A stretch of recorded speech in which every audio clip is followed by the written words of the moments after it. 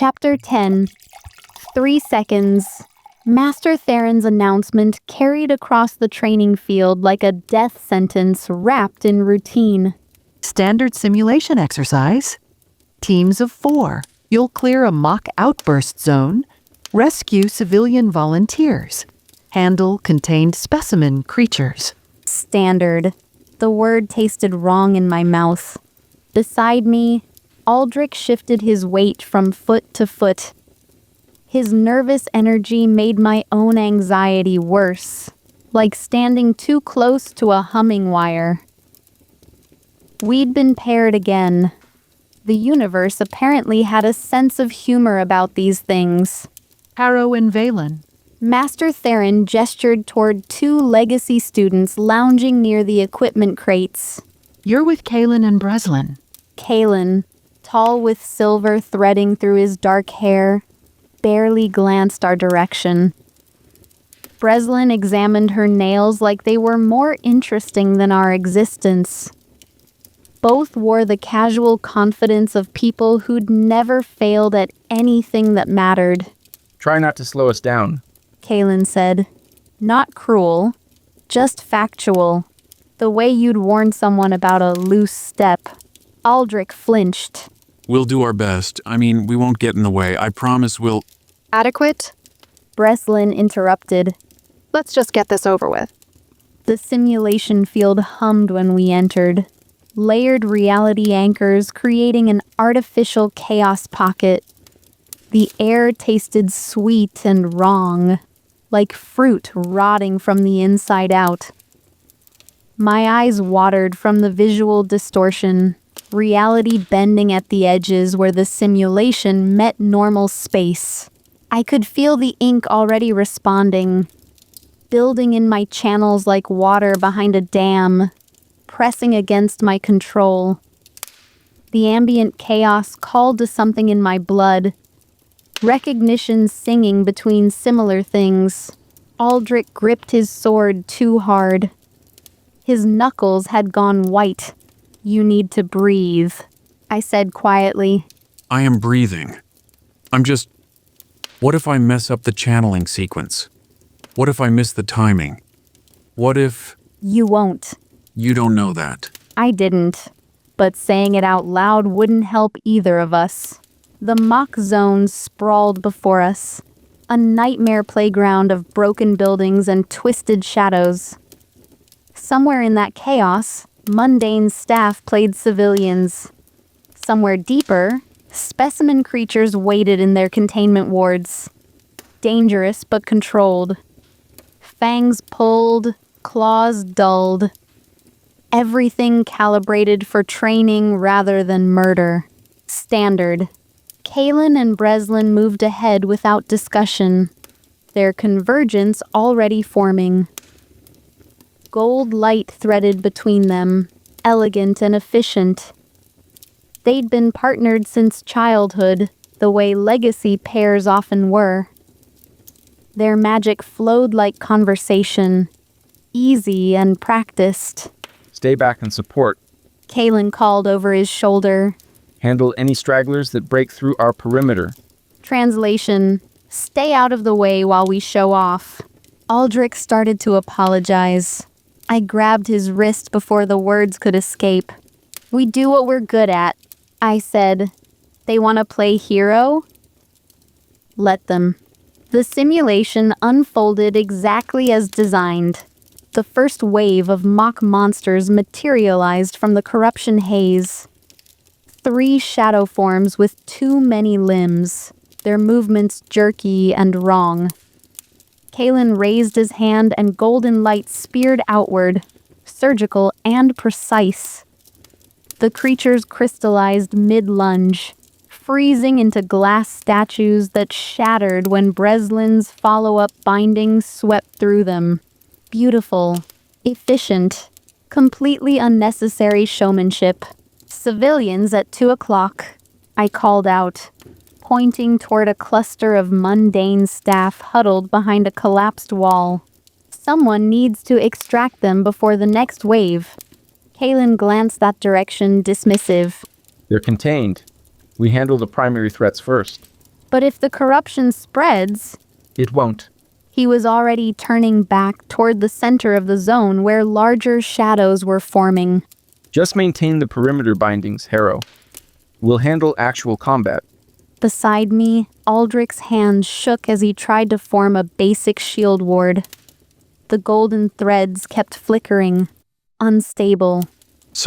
I'm sorry, I'll get it. Just give me... Stop apologizing and channel, I said quietly. Small, steady flows. Don't try to match their output.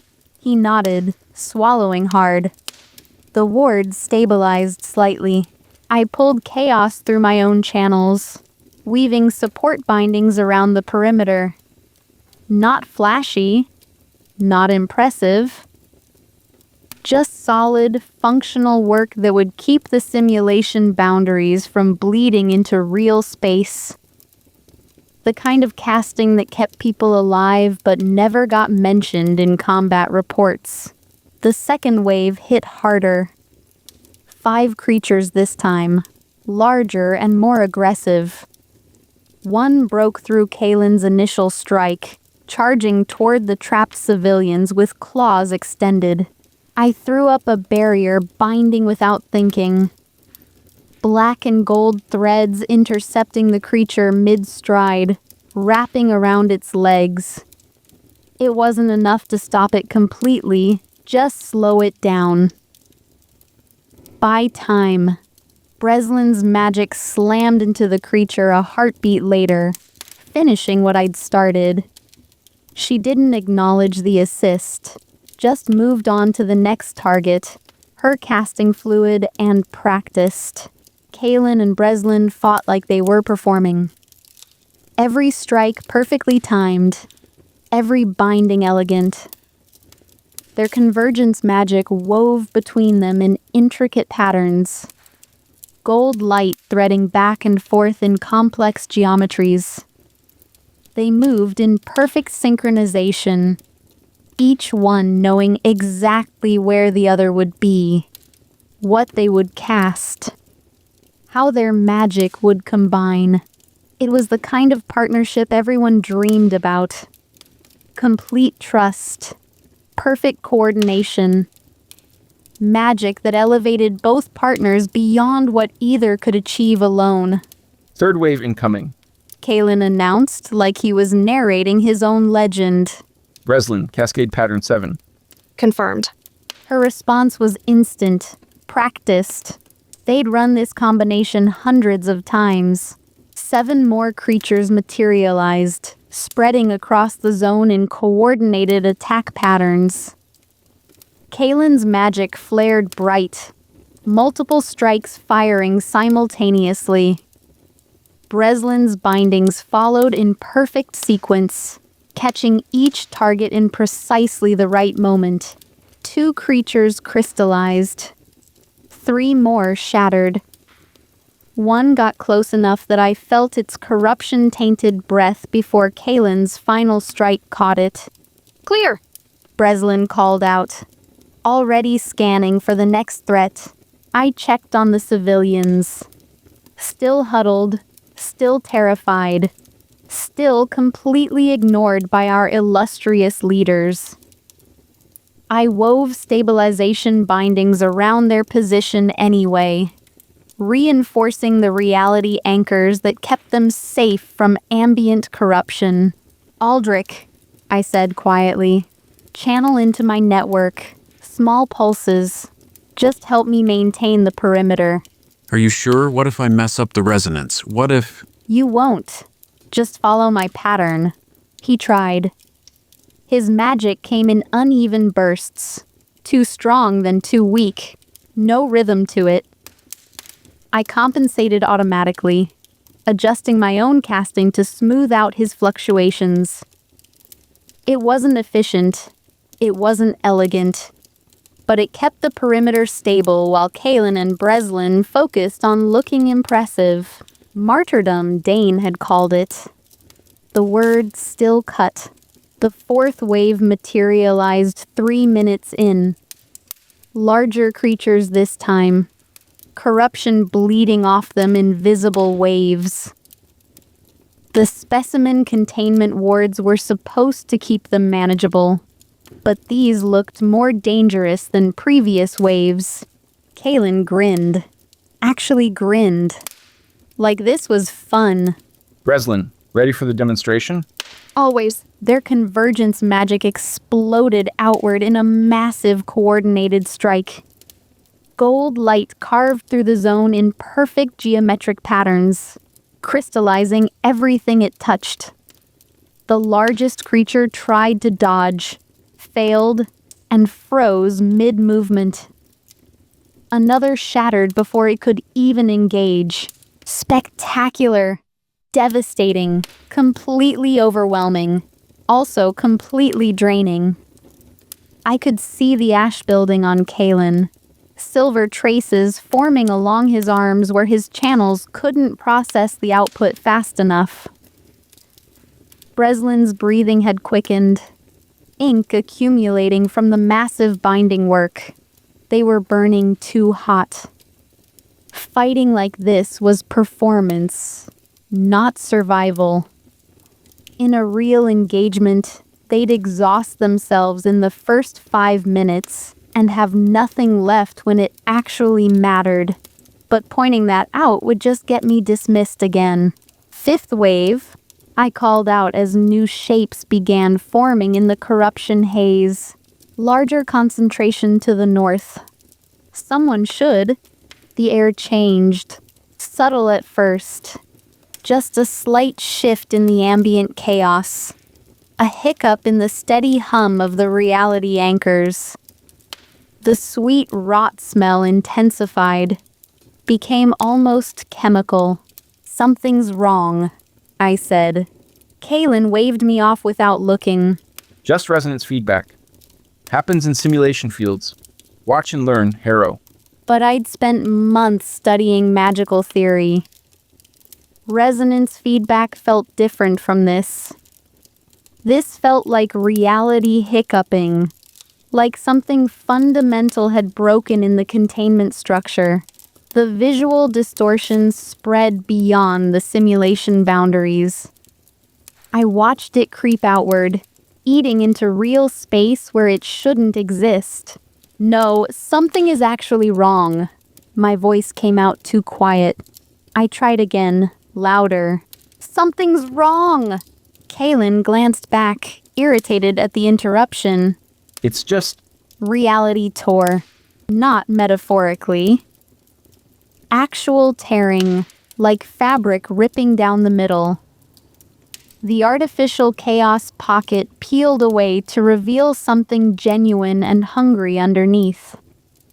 A real chaos pocket, small but lethal, writhing with malevolent intelligence at its edges. The mock monsters stopped being mock. Their dulled claws suddenly gleamed razor-sharp. Their empty eyes filled with predatory focus.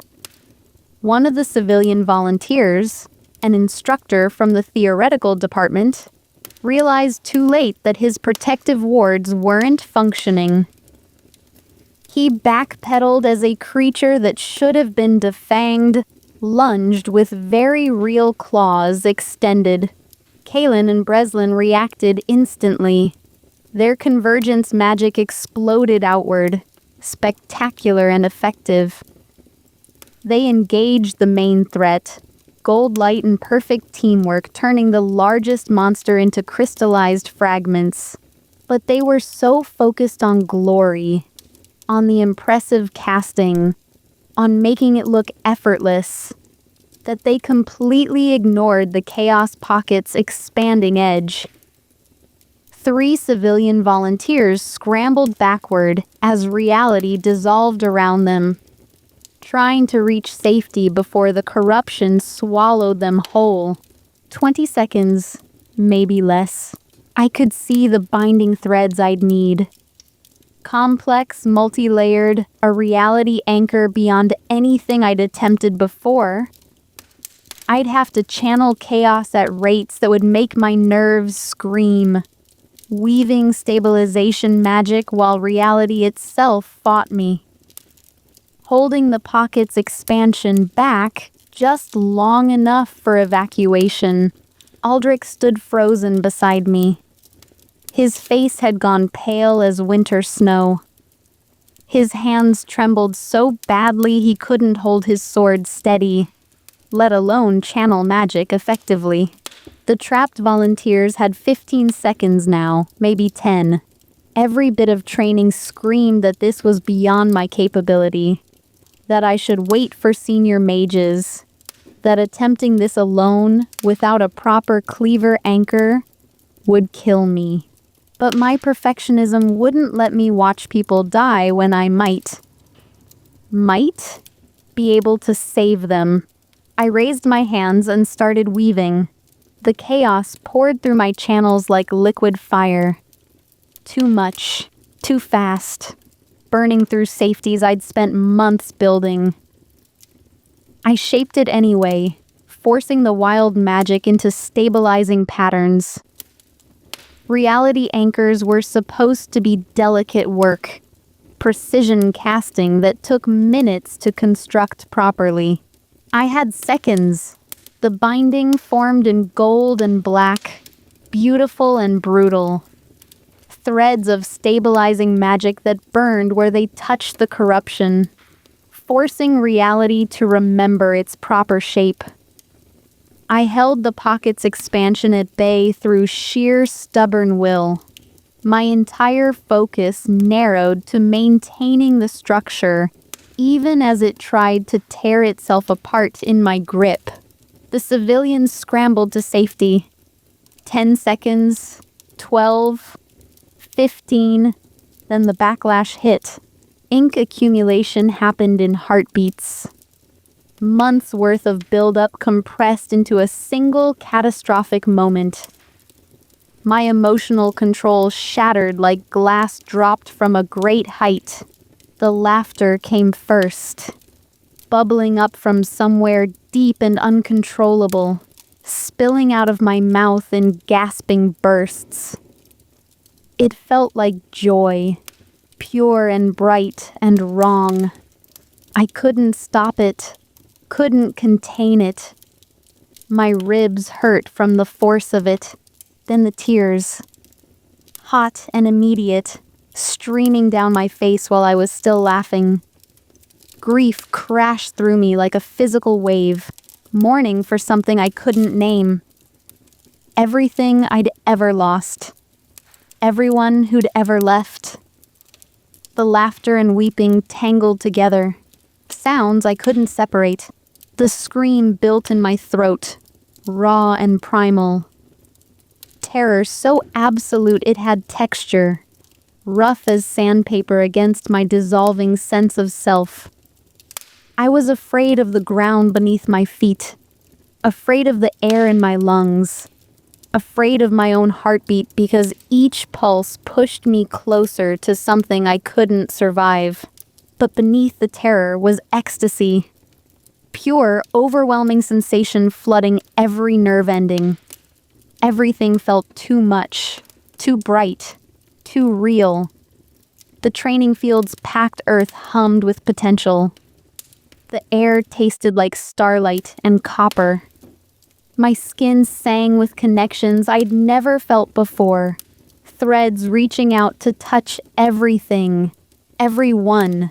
The entire world opening up before me. I saved them.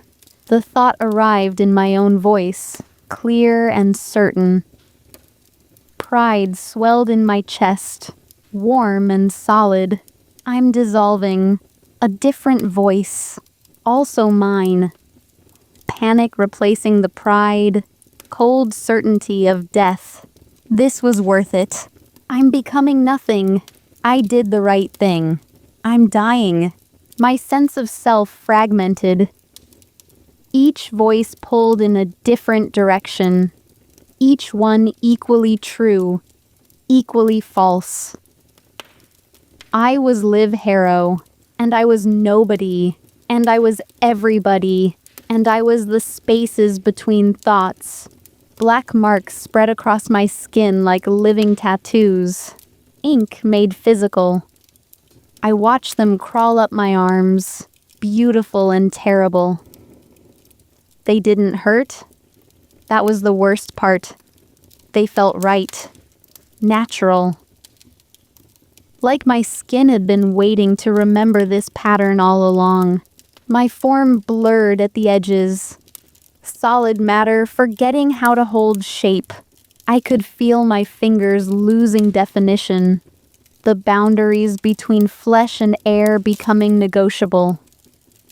My hand reached toward the civilian volunteers and my fingers stretched, elongated, became tendrils of shadow that wanted to touch, to connect, to merge. Connection. The thought arrived with desperate hunger. I could feel everyone on the training field. Not see them. Feel them. Their fear tasted like salt and metal. Their confusion hummed at a frequency that matched my fragmenting heartbeat. Aldrich's panic resonated with something in my chest, making us the same person for a heartbeat before we separated again. I wanted more. Needed more. The isolation of being a single person felt wrong, felt limiting. Why be one when I could be many? Why maintain these arbitrary boundaries between self and other? The chaos pocket sang to me. Its corruption was beautiful. Intricate patterns of unmaking that my dissolving mind could finally understand. The mathematics of entropy made perfect sense. Reality was the lie. This formless hunger was truth. I reached toward it, or it reached toward me. The distinction didn't matter anymore. My identity scattered across multiple possibilities. I was the girl who'd saved the civilians. I was the shadow thing that would hunt them next. I was the ink pooling on the ground beneath me. I was the corruption in the air. I was the fear in everyone's eyes. I was everything and therefore nothing, spread so thin I couldn't remember why holding together mattered. Memories surfaced and dissolved like bubbles. Father's disappointed face, Kieran's laugh, the caravan roads, the glass man frozen eternal. But they weren't my memories anymore. They belonged to someone named Liv, who'd existed once, briefly, before understanding that separation was the real prison. The shrieking started, not from my throat, from deeper, from the place where my identity used to be. The sound had colors, bright crimson and sick yellow. It tasted like despair wrapped in ecstasy. It felt like coming home to a place I'd never been. I was unraveling, thread by thread, thought by thought, memory by memory. Each piece that fell away made room for more connections, more sensation, more everything. Soon there would be nothing left of Liv Harrow except this endless hunger for connection. This desperate need to touch and be touched and merge with everything until there were no boundaries left at all. The world fragmented into prismatic chaos. Colors separated into individual wavelengths, each one singing its own frequency. Red tasted like anger, love, heat. Blue felt like sorrow, peace, depth. The sounds around me became textures, rough and smooth and sharp all at once. My body forgot it was a body. Legs became suggestions. Arms became possibilities. My torso was just temporary density in the air, holding shape through nothing but habit. Soon, even that would fade. More. The hunger screamed through me. More connection, more sensation, more everything, more. I reached toward Aldrich because he was closest. My hand, no longer quite a hand, extended toward his terrified face. I could feel his fear like silk against my dissolving skin. I wanted to wrap myself in it, become it, make his terror mine so I wouldn't be alone in this endless fragmentation. He scrambled backward. The rejection hurt, not emotionally, physically. Like losing a limb I hadn't known I needed. I reached toward the civilians, toward the other students, toward anything that would anchor me, connect me, make this scattering make sense. But everything pulled away, recoiled, left me spinning in empty space where my identity used to be. The shrieking intensified.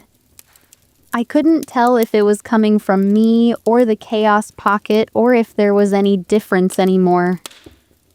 The sound had weight. It pressed against reality, demanding entry, demanding acknowledgement, demanding more. My identity scattered across multiple versions of the same moment. I was dying on the training field while simultaneously becoming immortal through dispersal. I was terrified and ecstatic and nothing at all.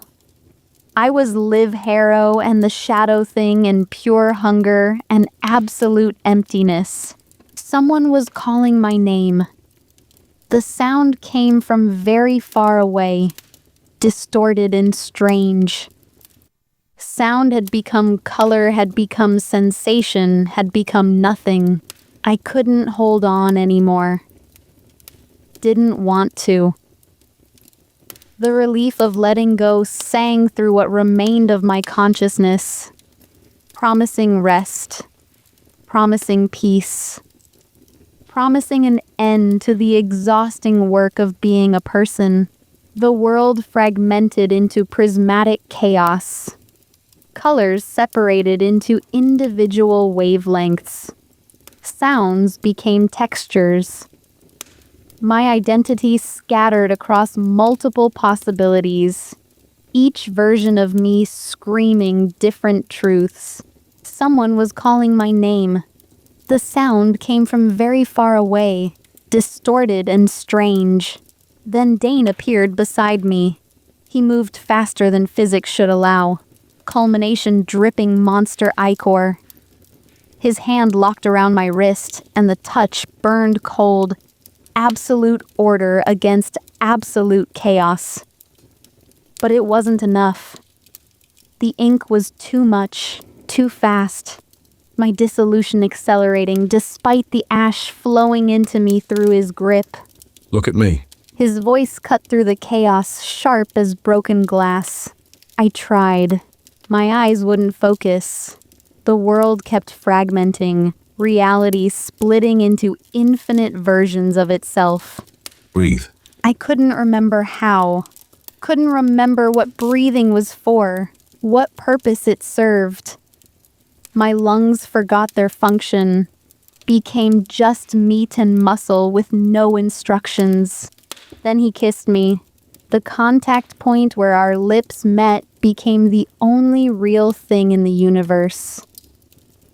Everything else, the training field, the chaos pocket, the screaming voices in my head, faded to background noise. His ash flooded into me, not through our joined hands, not through careful, controlled transfer. Through the kiss itself, pouring into me like winter made manifest. The sensation started small.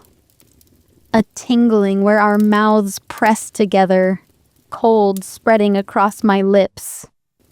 Then it intensified, silver light cascading down my throat, filling my chest, racing through every channel in my body.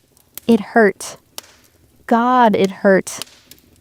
Cold so absolute it burned. Order so rigid it felt like suffocation. The ash crystallized the chaos inside me, giving structure to my fragmenting self. My scattered identity pulled back together, voices harmonizing instead of shrieking. But the transfer went both ways. My ink flowed into him, black and fluid and wild. I felt it leaving me, felt the release like pressure escaping from a wound. The chaos that had been drowning me suddenly had somewhere to go, flowing out through the kiss into his rigid control. The sensation built, and built, and built. Every nerve ending lit up simultaneously. The transfer accelerated, ash and ink flowing faster between us, each exchange amplifying the next. My body forgot how to feel individual sensations, everything merging into one overwhelming wave of intensity. His control flexed, accepting the chaos I offered, tempering his crystallization with my fluidity. His ash gave my chaos structure.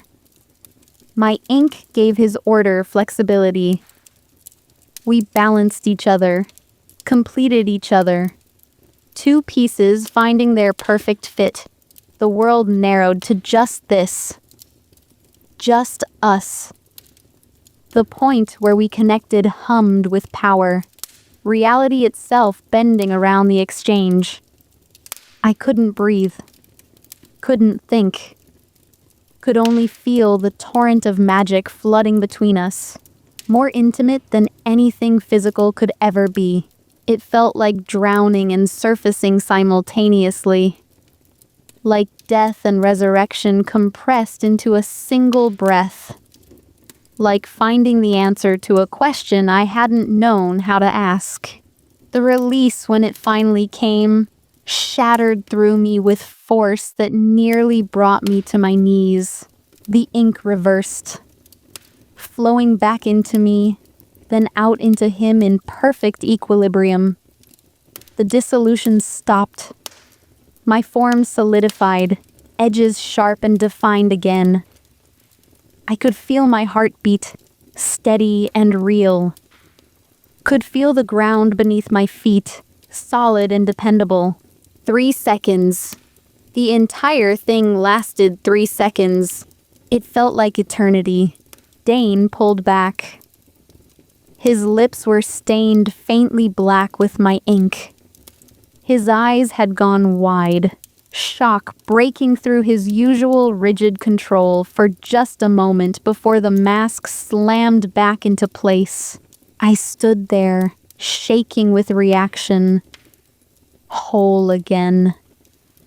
Alive. The ink settled in my system at manageable levels, no longer catastrophic. The emotional chaos had calmed to something I could contain. Around us, the simulation field had gone completely silent. I turned slowly. Every student on the training ground was staring. Master Theron stood frozen near the equipment crates. Kaelin and Breslin had stopped mid-victory pose, their perfect convergence forgotten. Seraphina Coldwell stood at the field's edge, her face white with fury. The entire class had just watched Dane Ashforge kiss me. Had watched the transfer, the intensity, the way we'd fit together like two pieces of the same impossible puzzle. Dane's hand was still locked around my wrist. His grip stayed steady even as everyone stared, even as the implications of what we'd just done crashed through the watching crowd like a physical wave. His voice, when he finally spoke, came out quiet and absolutely level. Training exercise concluded. Dismissed. Nobody moved. I said dismissed. This time the words carried command, sharp enough to cut. Students scattered, some still looking back over their shoulders. Whispers already starting to spread. Dane released my wrist, stepped back, put proper distance between us like nothing had happened, like the world hadn't just shifted on its axis. but his lips were still stained black with my ink, and my entire body still hummed with the memory of his ash. 3 seconds that felt like eternity. 3 seconds that changed everything.